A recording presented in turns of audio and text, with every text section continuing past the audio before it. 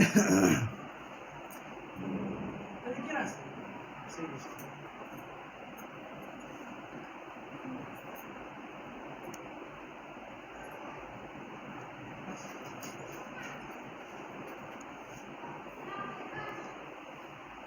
لله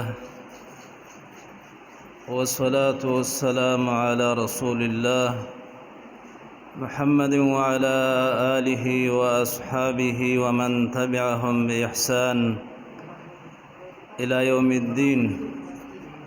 أما بعد فأعوذ بالله من الشيطان الرجيم. بسم الله الرحمن الرحيم. ألا بذكر الله تطمئن القلوب. وقال رسول الله صلى الله عليه وسلم: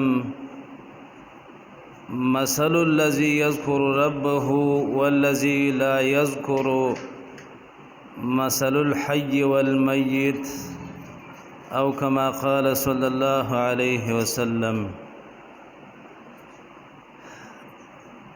الله رب العزت خپل کتاب کې د مسلمان سړی او د مسلمانې ښځې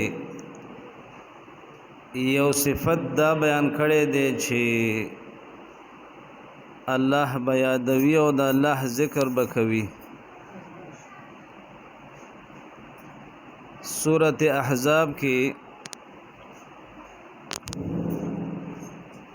الله رب العزت په یو آیت کریمه کې د مسلمانانو سړو او مسلمانانو زنانو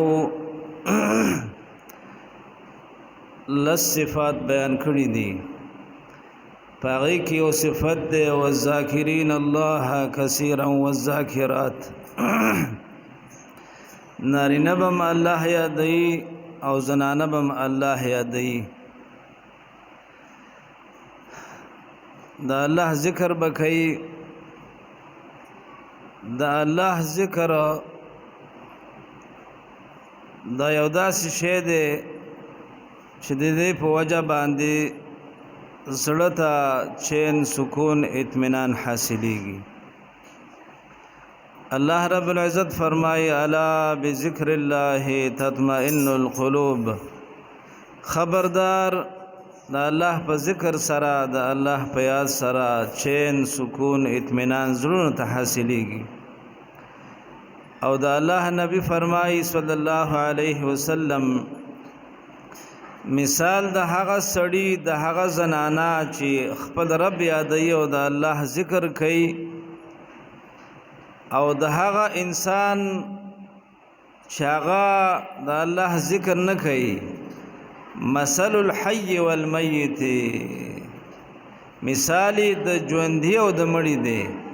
یعنی هغه انسان چې د الله ذکر کوي، الله یادوي، د هغه مثال د ژوندۍ دی، او د هغه انسان مثال د مړي دی چې څوک الله نه یادوي. نو موږ او تاسو ته پکار دي چې د الله ذکر کوو او الله یادو.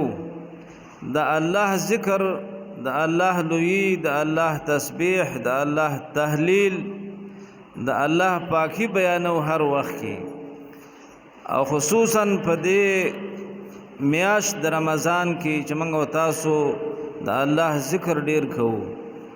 ذکر رسول الله صلی الله علیه وسلم فرمایي چې تاسو په دې میاشت کې سلور کارونه ډیر کوي.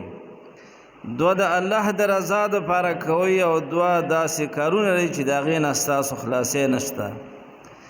یو لا اله الا الله، د دې کلمې ورد او وظیفه ډیر کوي. لا اله الا الله، لا اله الا الله محمد رسول الله. او دویم استغفار ډیر وی، د الله نه بخنه غواړي د خپل ګناهونو. استغفر الله، استغفر الله ربي من كل ذنب واتوب اليه. او دو شینا چې دا غینا ستاسو خلاصې نشتا، هغه دادی چې یو د الله نه د جنت سوال کوي، الله نه جنت غواړي، د جنت نعمتونه، او بیا نبی علیہ السلام فرمایي او حدیث کې چې تاسو د الله نه د جنت سوال کوئ نو جنت الفردوس تی غواړي چې هغه اعلی جنت دی په جنتونو کې. او دویم شی چې هغه د جهنم عذابونه دي او تکلیفونه دي دا غینا پناه غواړي په الله سره چې الله د جهنم د عذاب نه موږ بچ کی. نو باید چې موږ او تاسو هر وخت زموږ او تاسو جبې زموږ او تاسو لسان د الله په ذکر باندې د زموږ او تاسو جبې لمدي وي. هر وخت الله یادو د دنیا کاروبارم کوو او الله می یادو. یو زنانه دا جاروم دی کوي زید جارو کوي لوخي دی انزي روړی دی بخای کټای دی بخای او د الله ذکر دی کوي په خله باندې سبحان الله الحمدلله الله اکبر لا اله الا الله. دا یو داس عبادت دی چې آسان عبادت دی.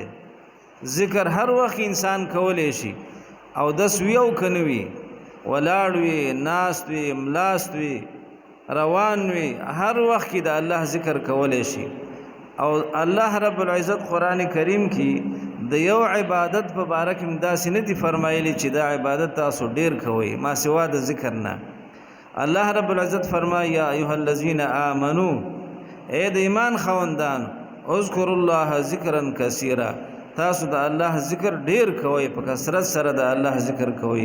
الله رب العزت دې موږ تاسو د عمل کول توفیق را نصیب کړي. الله دې موږ تاسو په ذاکرونو کې حساب کې وصلی الله تعالی علی خیر خلقه محمد وعلى آله واصحابه اجمعین.